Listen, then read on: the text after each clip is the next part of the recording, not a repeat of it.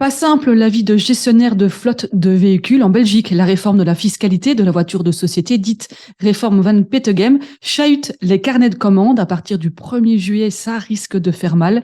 Les voitures de société thermiques pourraient coûter très cher dès le 1er juillet. Eric Gorteman, vous êtes fleet manager pour le groupe Lawrence.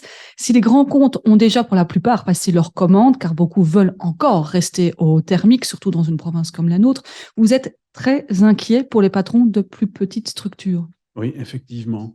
On constate que les artisans, les indépendants, les patrons de TPE et de PME ne prennent pas conscience en fait du sujet. Ils en ont peut-être entendu parler, vaguement parler, mais ils n'agissent pas, ils n'entrent pas en action. Et donc, comme l'échéance, elle se rapproche, l'échéance c'est le 30 juin 2023 pour Oui, c'est dans 10 semaines. Hein. c'est dans 10 semaines. Donc, s'ils n'agissent pas, à partir du 1er juillet, ces véhicules thermiques vont leur coûter plus cher, beaucoup plus cher. Et donc, ça va peser dans leur compte, inévitablement. Mais ce serait bien d'être un peu plus précis parce que finalement, on ne parle pas juste de quelques euros sur l'année et c'est pas très grave, on va payer 100 ou 200 euros en plus. C'est beaucoup plus que ça, même pour une voiture. Vous pouvez prendre un exemple, par exemple, je sais pas moi, d'un boulanger ou d'un petit indépendant. Alors, sans citer de marque, on va prendre une voiture de gabarit moyen. Si on prend cette voiture aujourd'hui en hybride, entre le fait de la commander maximum au 30 juin 2023 ou de la commander après le 1er juillet 2023, il va y avoir des différences de coûts quand on fait un coût total à l'usage du véhicule, en ce inclut les avantages fiscaux. Cette voiture, si elle est commandée au 1er juillet, va coûter 4, 5, 6, 7 000 euros plus cher sur des durées de 4 à 5 ans aux contribuables. Donc ça va peser lourdement dans le compte de cet indépendant isolé ou de ce patron de TPE ou de PME. On parle de la taxe carbone aussi, là.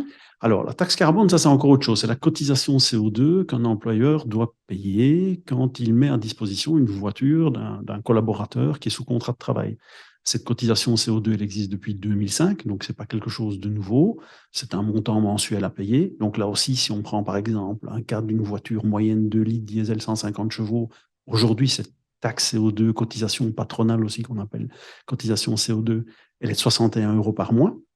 Si la voiture est commandée à partir du 1er juillet 2023, cette cotisation CO2 va augmenter de manière exponentielle parce qu'il va y avoir un coefficient multiplicateur qui va être appliqué à cette mensualité dès le 1er juillet 2023 de 2,25 et ça va aller jusqu'à x5,50. Donc, cette cotisation pour cette voiture diesel moyenne, je ne parle pas d'une fusée sur roue, voiture moyenne 2 litres diesel 150 chevaux, 61 euros aujourd'hui. Mais quand on va se projeter en 2027, la seule cotisation CO2 sur cette voiture sera de plus de 330 euros par mois. À ajouter aux 3 à 7 000 euros dont on vient de parler. Oui, à ajouter à tout le reste, parce que la cotisation CO2, ce n'est qu'une taxe. Donc, on n'a pas encore payé un cent de remboursement, pas encore un cent au niveau des intérêts, pas d'assurance, pas un litre de carburant, rien. C'est juste la cotisation mensuelle CO2 d'une voiture qui a été mise à disposition d'un collaborateur. On sent que vous êtes très présent sur les réseaux sociaux, vous donnez aussi des webinaires, on sent votre inquiétude parce que vous êtes beaucoup sur le terrain avec vos clients. Vous redoutez que une partie de ces artisans et patrons de TPE qui sont saturés déjà par leur travail, sortent d'années de Covid, etc., ne se penchent pas assez sur la question, risquent d'avoir la gueule de bois après le 1er juillet 2023. Oui, parce que c'est ma pratique au quotidien. Donc, on est dans une province où on est en contact direct avec nos clients. On les connaît. Donc, on sait qu'ils sont impliqués à 300% dans leur activité. Mais on sait aussi que chacun d'entre eux a une voiture ou qu'ils ont l'un ou l'autre collaborateur qui a une voiture. Et s'ils ne prennent pas conscience du message qu'on leur donne, ils vont peut-être devoir changer de voiture, ils vont se réveiller en septembre, en octobre.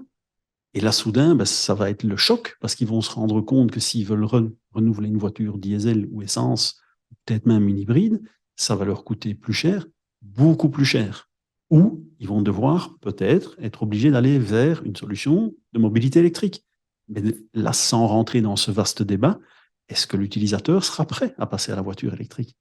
Et donc, c'est pour ça que pour le moment, vous faites un peu du porte-à-porte parce que vous avez peur qu'à un moment donné, ce soit vraiment un choc dans les prochains mois. On rappelle pas pour ceux qui veulent passer à l'électrique, pour ceux qui veulent passer en hybride ou rester en thermique. Rester en thermique ou rester en hybride, effectivement. Oui, c'est quasi du porte-à-porte. En fait, on contacte tous nos clients de manière individuelle, tous nos clients professionnels, parce qu'on a constaté que tout ce qu'on avait déjà mis en œuvre, quand je dis nous, c'est notre profession au sens large, hein, parce que tous nos collègues dans toutes les marques sont confrontés aux mêmes difficultés. Donc le message est véhiculé, le message est diffusé, que ce soit dans la presse, sur les réseaux sociaux, même dans certains groupements professionnels. Mais de nouveau, ces artisans, ces indépendants, ces patrons de TPE, de PME, ils ont d'autres priorités. Et donc, c'est un sujet qui passe à la trappe ou qui passe sur le côté. Et ils ne prennent pas conscience de ça. On va terminer avec un exemple, celui d'une société avec de soins à domicile, 236 véhicules. Et ça donne quoi pour eux? Ils doivent renouveler leur flotte. Eh bien, si on prend ce cas hypothétique, on a 236 véhicules thermiques en flotte. Ce sont des petites voitures essence. Donc, prenons simplement le cas de la cotisation CO2, puisque cet employeur doit payer une cotisation CO2, puisque ces voitures sont mises à disposition des infirmiers et des infirmières à domicile. Mais à cette cotisation CO2, en imaginant que ces commandes soient passées après le 1er juillet, eh bien, elle va augmenter une fois de plus graduellement d'année en année et elle va atteindre, grosso modo, 176, 177 euros par mois par voiture. Soit 144 en plus par voiture. Et quand on multiplie sur le nombre de voitures, ça va faire plus de 400 000 euros pour cette structure. Oui, 1700 en plus par an par voiture, ce qui fait 400 000 pour cette société-là. Mais ces 400 000 euros, les prestations ne vont pas être augmentées. Les mutuelles ne vont pas payer plus cher les intervenants, par exemple, sur le terrain. Donc concrètement, comment font-ils ou comment vont-ils faire? Heureusement, c'est des structures qui anticipent cette problématique et qui sont proactifs. Mais voilà un cas concret de ce que ça peut peser dans les comptes d'une entreprise. Par contre, pour les plus petites entreprises et en tous les cas privées, c'est le consommateur final qui va devoir payer encore. Inévitablement, puisqu'on va avoir une augmentation du coût, puisque la fiscalité va devenir moins avantageuse, donc ça va coûter plus cher à l'entreprise. Si en plus de ça, on parle d'une voiture de fonction, il y aura encore cette cotisation CO2 qui va augmenter. Donc la charge, le coût global à l'usage va augmenter. Et donc inévitablement, qu'est-ce que l'indépendant patron de TPE va faire? Et il va augmenter ses prix. Donc c'est de nouveau le consommateur qui va payer.